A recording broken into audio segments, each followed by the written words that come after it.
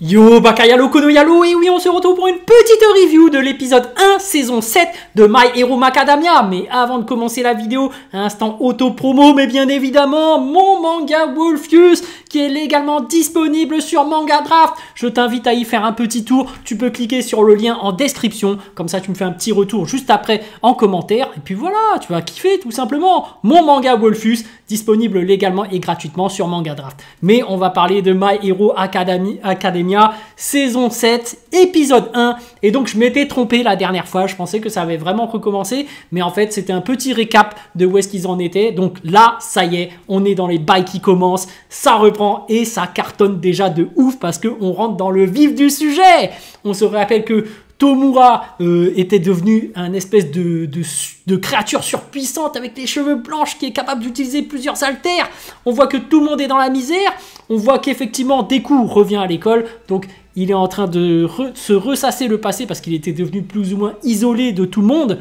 Il était en Dark Deku. Donc c'était plutôt kiffant de le voir un peu en Dark Deku. Mais là il revient, il sera soutenu par tout le monde. C'est sympa de le voir aussi douter par rapport à tout ce qui l'entoure, parce qu'on voit bien qu'il y a un parallèle entre Deku et Tomura, parce que Tomura lui aussi est en train de douter là, dans cet épisode, de qui il est vraiment, mais Deku aussi était en train de douter de lui. Qu'est-ce qu'un héros? Qu'est-ce que je suis censé faire par rapport à All Might, tout ça, voilà, parce qu'il était un peu persécuté et tout, voilà, par tout le monde, parce que, bon, on sait qu'il y a une grosse responsabilité quand tu es le symbole de la paix et surtout quand tu as le All for One. Donc voilà, Deku qui se pose pas mal de questions.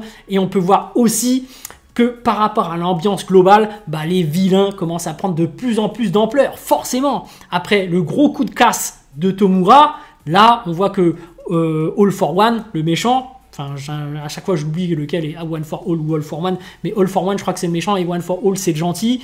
Donc One for All c'est Deku d'ailleurs maintenant. Mais on voit que voilà, les héros sont plus ou moins en difficulté maintenant parce que les méchants ont pris du galon. On se rappelle que quand il y avait All for All, All Might, le grand symbole de la paix, aucun vilain n'osait faire le malin. Ils étaient tous en train de se cacher, etc.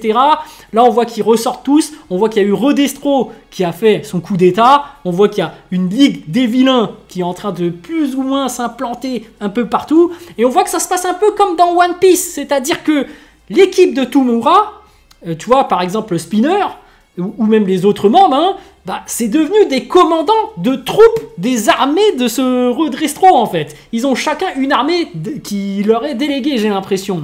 C'est l'impression que j'ai. Et on voit que Spinner, apparemment, lui, comme c'est un homme lézard, et bah, il a la direction d'un groupe qui ont tous des têtes différentes, qui ont du mal à s'intégrer dans la société parce qu'ils n'ont pas le physique d'un humain, tu vois. Donc je trouve ça très agréable, je trouve ça très drôle, je trouve ça logique en plus, donc c'est plutôt sympa. Ensuite on voit que par rapport au héros, il y a un Endeavor qui vole et on voit que Jin, je crois qu'il s'appelle Jin, celui qui est avec les fils là, le top 5 ou je sais plus quoi, ou top 4, un super héros, super classe, il est avec Hawks d'ailleurs qui s'était fait cramer les ailes, ils sont dans la voiture et on voit que leur voiture c'est un peu la voiture de Batman, tu vois, c'est une espèce de voiture tank qui est en train de circuler, tu dis ouais là, pourquoi est-ce que vous combattez pas avec la technologie? Et c'est ce qu'on va voir juste après, en fait. C'est qu'on va voir que, en fait, bah, mais certes, le Japon est en difficulté, mais il y a les autres pays annexes qui vont venir les soutenir, et surtout en particulier les États-Unis, parce qu'on se rappelle que dans le flashback, ou du moins dans le film où il y avait All Might en mode tenue d'argent, je crois, je ne sais plus comment ça s'appelait, bref, il avait fait un petit séjour aux États-Unis, il avait même brillé là-bas, il a sauvé du monde là-bas, il était devenu le symbole de la paix mondiale, tellement le mec était incroyable. Et entre-temps, comme il a sauvé plein de gens, et ben, il a pu comment dire, donner cette envie à la jeunesse de pouvoir suivre son exemple. Et tu vois que là, bah, y a une enfant qui a été sauvée par All Might qui elle-même rêve de devenir comme lui, le symbole de la paix. Donc tu vois que d'un point de vue apparence, elle ressemble vachement à All Might. Tu vois, ça fait vraiment l'héroïne de type américaine qui est prête à sauver tout le monde, la meuf super balèze.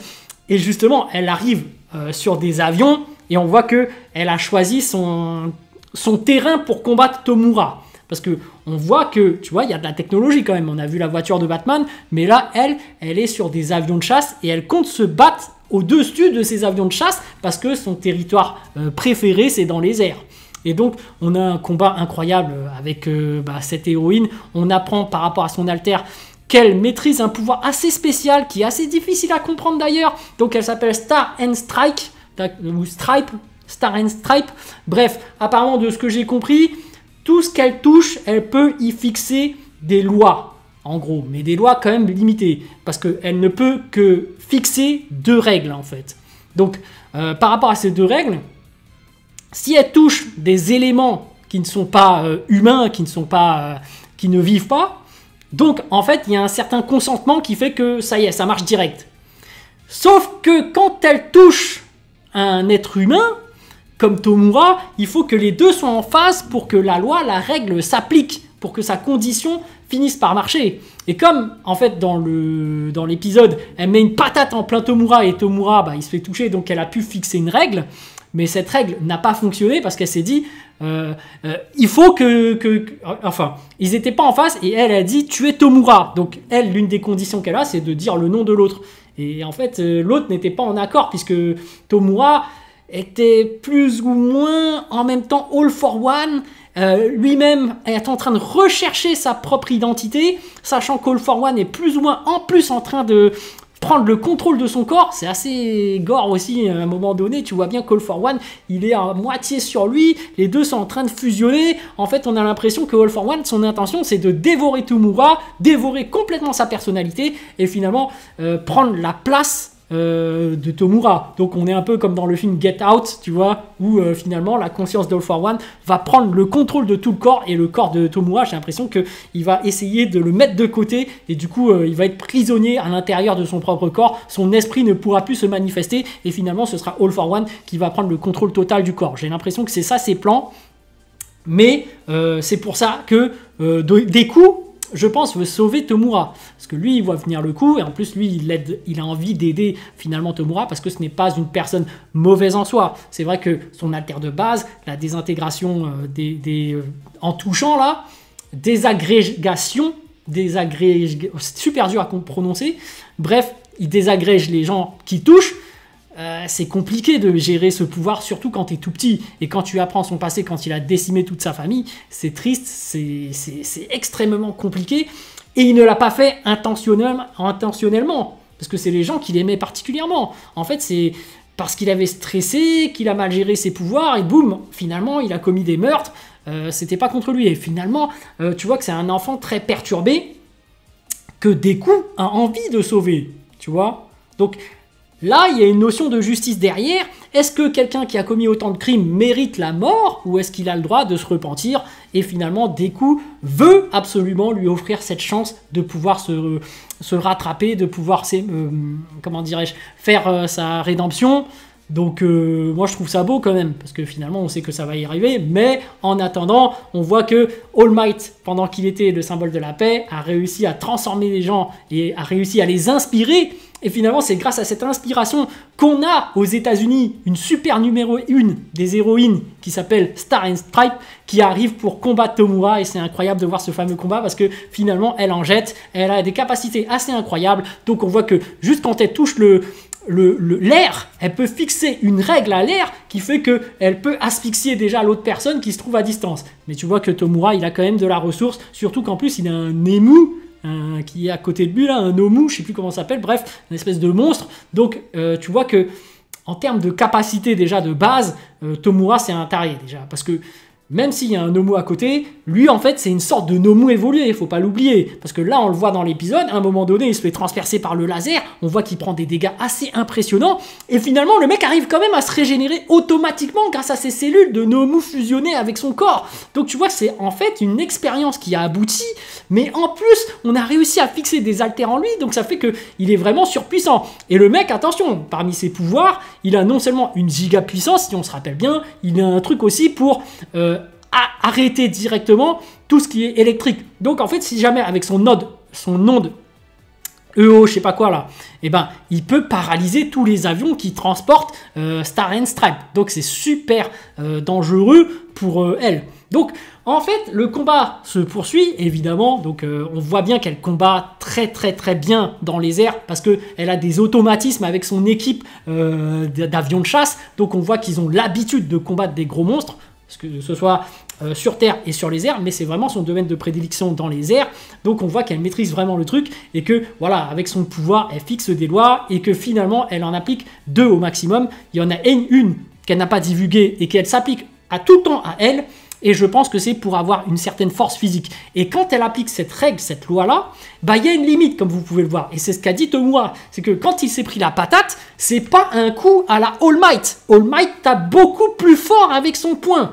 En fait, elle a fixé une règle certainement pour lui donner un boost à fond, maximum de force. Mais c'est ça sa limite en fait. Et donc quand elle fixe une règle, en fait, il y a toujours une limite, en fait. Même si elle dit, voilà, je fixe cette règle, ton cœur va s'arrêter. Déjà, il faut établir les conditions. Il faut qu'elle arrive à les atteindre. Donc, trouver le nom de la personne et en plus que ça marche. Mais en plus, il y a une limite. Donc, il se peut qu'en plus, ça ne marche pas. Mais il n'empêche que, bon, en fixant des lois comme ça, elle peut interagir avec l'air. Elle peut carrément faire un espèce de sous-anneau géant d'elle-même. C'était incroyable. Elle arrive, elle peut prendre les lasers avec son sous-anneau. Boum, elle balance ça directement sur Tomura. Mais on voit que Tomura, quand même, c'est un monstre surpuissant. Maintenant, je l'appelle un monstre parce que, forcément, avec le corps qu'il a, maintenant, il peut se régénérer. Donc, même des trucs comme ça, même Star and Stripe, elle se rend compte que ça n'aboutira pas parce que on se rappelle qu'il y a Endeavor au Japon et que son pouvoir n'a pas suffi à le battre. Donc voilà, là, dernier recours à la fin de l'épisode 1, elle demande à ce qu'on envoie des missiles à tête nucléaire, je pense que ça doit être ça. Donc peut-être qu'elle va chercher à utiliser l'explosion nucléaire et à le condenser droit sur Tomura. Mais moi je pense que, petite prédiction, je n'ai pas vu le manga donc je regarde que l'anime. Je pense qu'elle va utiliser son pouvoir EO machin là qui neutralise l'électricité, enfin qui neutralise les technologies qu'elle a utilisées pour arrêter tout ce qui était en prison. Et ça se trouve, ça va stopper net tous les missiles. Mais après, bon, on sait que le côté nucléaire, ça peut quand même se faire exploser. Donc on va voir si il est capable de résister à ça. Mais je pense que oui, il faut forcément que l'ennemi résiste. Parce que tout simplement, c'est l'antagoniste final et que ce sera forcément Deku qui devra l'affronter et le battre, et plutôt le battre psychologiquement, parce qu'il faut qu'il arrive à faire revenir Tomura dans le bon côté des choses pour ensuite affronter le véritable méchant All for One. Mais bref, voilà, petite review par rapport à l'épisode 1 de My Hero Academia saison 7. J'espère que ça vous a plu. Sur ce, je vous dis donc à plus dans le bus, ou plutôt à plus tard dans le car, ou plutôt à bientôt dans le bateau.